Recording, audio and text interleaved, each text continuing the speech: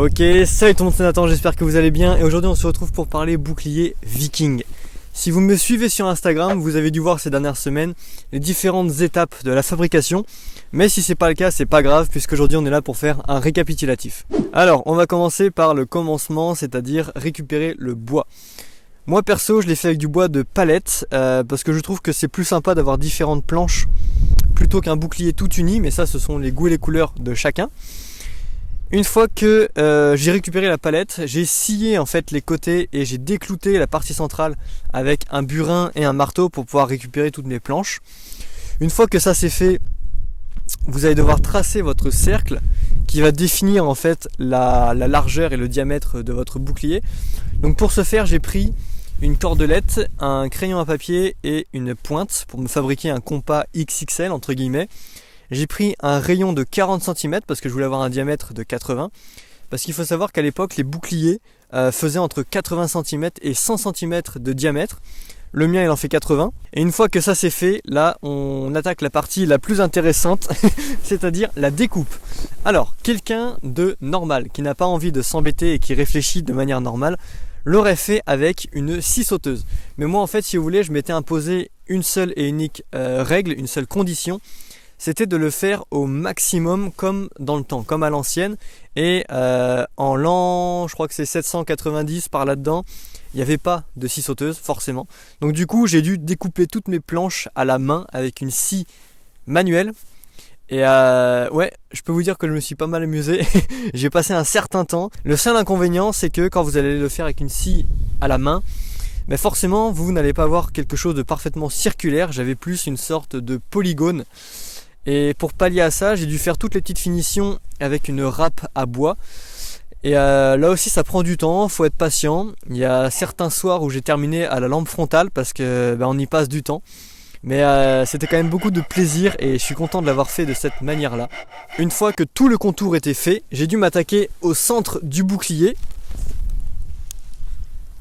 Hop là. C'est-à-dire à cette partie. Celle-là. Pour faire ce cercle, pour faire ce rond, au début j'étais parti sur la râpe à bois, mais j'ai vu que j'allais y passer 107 ans. Du coup j'ai pris un ciseau à bois, ça allait beaucoup plus vite, c'était beaucoup plus pratique. Et c'était assez satisfaisant à faire, je comprends pourquoi il y en a certains qui sont menuisiers, c'est hyper déstressant et franchement c'est très agréable. Et ensuite je suis venu fixer ces deux planches là sur les côtés, donc je les ai pointées tout simplement. Et je suis venu aussi mettre la poignée centrale qui...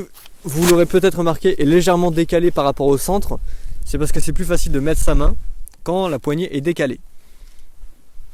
Hop là. Une fois que tout ça c'était fini, je savais que je ne toucherais plus du tout à la partie bois, ce qui fait que je suis venu peindre la surface du bouclier en bleu. Donc ça c'était vraiment la partie la plus rapide et la plus simple, on est d'accord. Et ensuite je ne suis pas passé directement au motif blanc. J'ai d'abord fait le cerclage. Il faut savoir qu'à l'époque, il y avait deux types de cerclage. Il y avait les cerclages qui étaient en fer. C'est ce qu'on voit le plus dans les films et dans les séries. Mais ce n'est pas ce qui est le plus représentatif de la réalité, puisqu'en fait, il y avait beaucoup de cerclages qui étaient faits en cuir, parce que les guerriers à l'époque n'avaient pas tous beaucoup d'argent. Mais moi, comme je voulais un bouclier décoratif qui, une fois terminé par la suite pour aller dans mon appartement, j'ai voulu faire un cerclage en fer. Et j'ai réfléchi un petit peu dans ma tête parce que je voulais pas dépenser d'argent supplémentaire. J'ai déjà mis 40$ dans cette pièce là, ce qui est déjà pas mal, donc je voulais vraiment économiser le reste. Et du coup j'ai réfléchi un petit peu et dans ma maison j'ai vu une canette de bière vide et là je me suis dit que j'avais peut-être la solution. Donc j'ai découpé, je crois qu'il y a 20 ou 25 canettes par là-dedans qui m'ont servi à faire tout le tour. Donc j'ai fait en fait des petits carrés de métal comme ça que je suis venu clipser tout autour.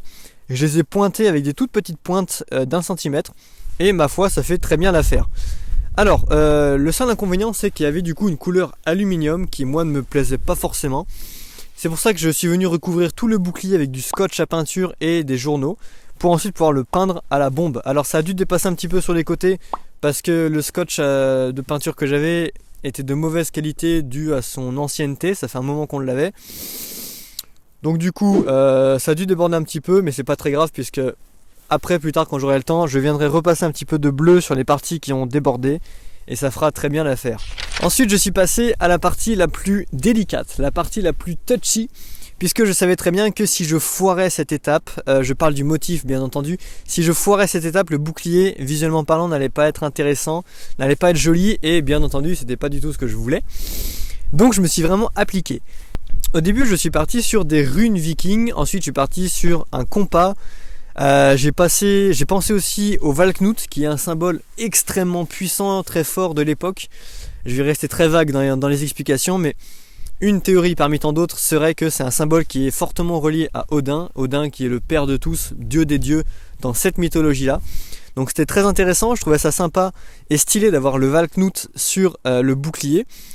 Mais ensuite je suis passé sur une autre idée, parce que je voulais quelque chose qui claque vraiment visuellement. J'ai pensé à Jormungandr, qui est une créature que j'aime beaucoup.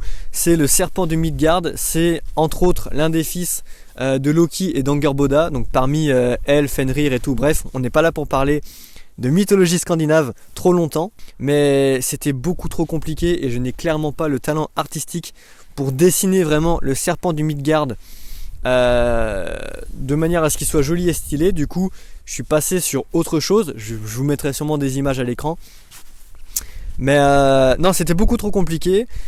Et ensuite j'ai pensé à une patte d'ours. Pourquoi une patte d'ours? Parce qu'en fait, si vous voulez, à l'époque il faut savoir qu'il y avait différents types de guerriers parmi les vikings et parmi les autres peuples bien entendu, mais il y avait en tout cas les guerriers qui moi me fascinent le plus, les berserkers. Et d'ailleurs je crois qu'on dit les berserkirs, je crois que c'est un berserker, des berserkirs, bref.